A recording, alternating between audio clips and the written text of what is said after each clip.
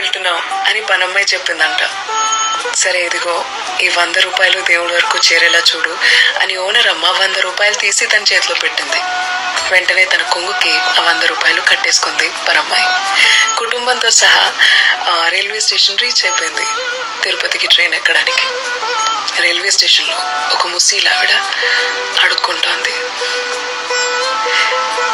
తిని 3 రోజులైందమ్మా, డబ్బులేం వద్దమ్మా, కొంచెం అన్నం పెట్టించమ్మా అని ప్రాధేయపడింది. ఆమెని చూసి మనసు కరిగిపోయింది ఈ పనమ్మాయికి.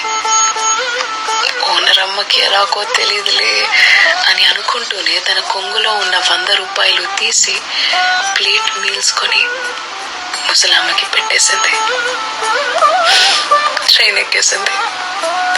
అదే సమయంలో నిద్రిస్తున్న ఓనరమ్మ కలలోకి సాక్షాత్తు శ్రీ వెంకటేశ్వర స్వామి దర్శనమిచ్చి, నువ్వు పంపిన 100 రూపాయలు నా వరకు చేరుకున్నాయి అని చెప్పారంట.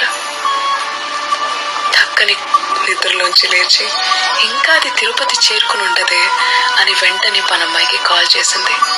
పనమ్మాయి జరిగిందంతా చెప్పింది.